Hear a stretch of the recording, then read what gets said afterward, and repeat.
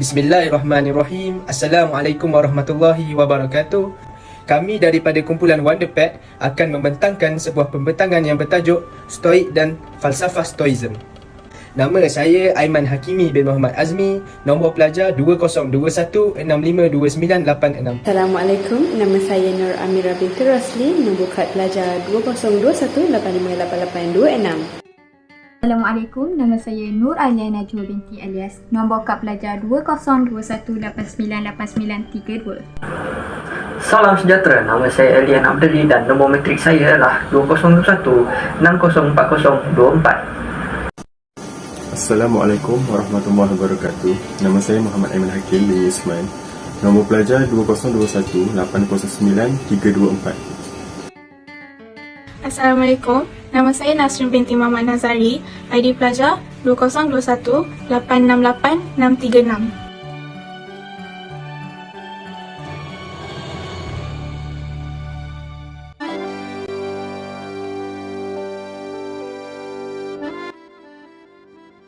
Sejarah falsafah Stoicism dan latar belakang ahlinya.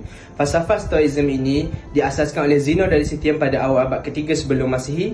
Falsafah ini merupakan falsafah yang paling lama waktu berjalan, dianggarkan sekitar 500 tahun kerana dimulakan pada abad ketiga sebelum Masihi sehingga abad ketiga selepas Masihi. Stoicism atau dalam bahasa Yunani disebut sebagai Stoa merupakan nama sebuah sekolah di Athens, Greek. Awal sejarah falsafah ini apabila Zeno ini berdagang dari luar Athens. Dalam waktu beliau berdagang itu, beliau membaca banyak buku tentang Socrates yang merupakan ahli falsafah juga, yang mengorbankan hidupnya demi kebenaran. Mulai dari situ, beliau jatuh cinta dengan Socrates. Sejak dari itu, beliau menubuhkan falsafahnya sendiri. Ahli falsafah Stoicism ini ada ramai, dimulai dengan Zeno dari Citium. Pertengahan falsafah ini diteruskan oleh Posidonius dan fasa akhir diakhiri oleh Epictetus, Marcus Aurelius dan Seneca. Falsafah yang ditentang ketika zaman itu adalah falsafah politik kaum Stoik. Ini kerana kaum Stoik muak dengan perilaku orang politik dan meyakini bahawa hukum yang patut ditaati bukanlah hukum negara melainkan hukum alam yang sudah diatur Tuhan. Cara kaum Stoik ini melawan falsafah tersebut adalah mereka menjauhi dunia politik dan sering melakukan kritikan terhadap ahli politik ketika itu.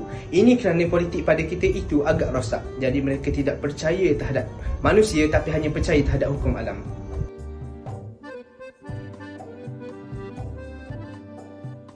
Terima kasih kepada saudara Aiman Hakimi. Seterusnya, saya akan membentangkan tentang falsafah yang dibawa oleh Stoicism. Stoicism menunjukkan tentang bagaimana kita menemukan kebahagiaan dalam diri supaya kita dapat menjalani hidup dengan bahagia dengan menerima segala yang terjadi sebagai kehendak alam. Bagi orang Islam, hal ini menunjukkan bagaimana penerimaan kita terhadap takdir Tuhan. Stoicism juga adalah falsafah yang menekankan rasionalisme dan pemikiran yang benar. Falsafah Stoicism juga meyakini keberadaan Logos iaitu Tuhan yang menyertai dan menguasai alam semesta. Jadi mereka menyerahkan diri kepada semesta dan bersikap realistik kerana ada kekuatan Logos yang menyertai. Bagi Stoik, kebajikan adalah semua yang anda perlukan untuk mendapatkan kebahagiaan, walaupun kebahagiaan bukanlah tujuan sebenarnya. Golongan Stoik berpendapat bahawa petunjuk terbaik bagi falsafah seorang individu bukanlah apa yang dikatakan seseorang, tetapi bagaimana seseorang itu berkelakuan. Untuk menjalani kehidupan yang lebih baik, seorang itu perlu memahami peraturan alam semula jadi kerana mereka menganggap segala-galanya berakar umbir dalam alam semula jadi.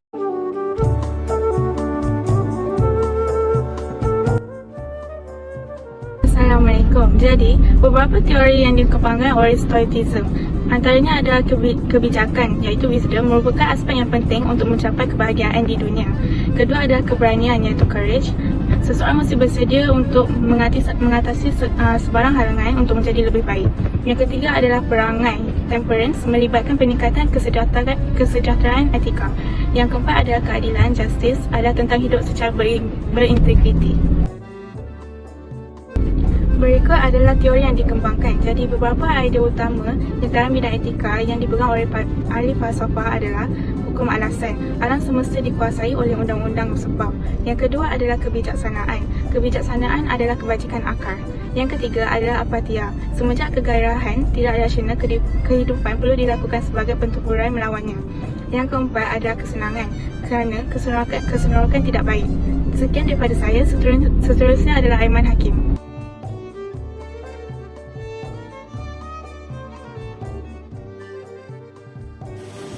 Kesan-kesan positif. Stoicism mengajar kita untuk bersikap adil kepada semua orang. Contohnya, walaupun seseorang itu melakukan kesalahan, mereka hendaklah dinilai dengan baik. Selain itu, Stoicism juga melatih kita untuk bersabar ketika ditimpa masalah. Kesan-kesan negatif. Stoicism menjadikan kita kehilangan emosi kerana terlalu pasrah terhadap sesuatu perkara. Selain itu, Stoicism juga menjadikan kita lebih malas untuk berusaha kerana terlalu pasrah terhadap sesuatu perkara yang menimpa kita. Dan akhir sekali, Stoicism juga menyebabkan kita kehilangan jati diri kerana konsep ini memerlukan masa yang lama untuk menyesuaikan diri.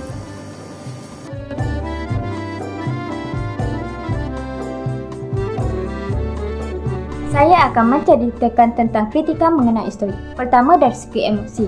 Epictetus mengatakan bahawa dengan adanya kematian orang terdekat atau orang yang disayangi, kita tidak boleh merasa terganggu dengan keadaan itu.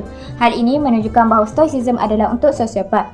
Kritikan kedua berkaitan kriteria kebenaran dan pertikaian. Menurut Cyrus, kesan kognitif adalah kriteria kebenaran. Kesan kognitif memainkan peranan yang penting sebagai contoh jika seseorang mengalami situasi iaitu untuk membuat pilihan antara dua keputusan, mereka pasti dapat membuat keputusan yang terbaik dan benar.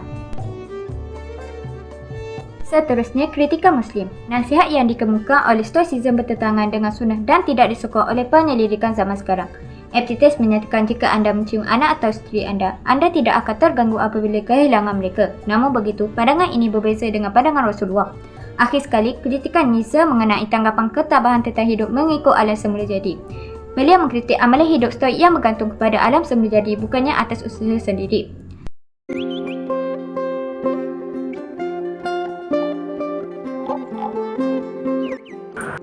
Hai, nama saya Ali dan kita sekarang berada di bahagian akhir iaitu bahagian kesimpulan.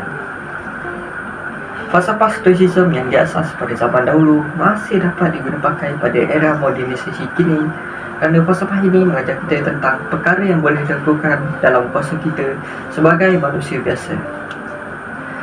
Menurut falsafah ini juga, seseorang itu akan lebih fokus dalam berusaha melakukan sesuatu berbanding dengan fokus terhadap pencapaian akhir usaha mereka.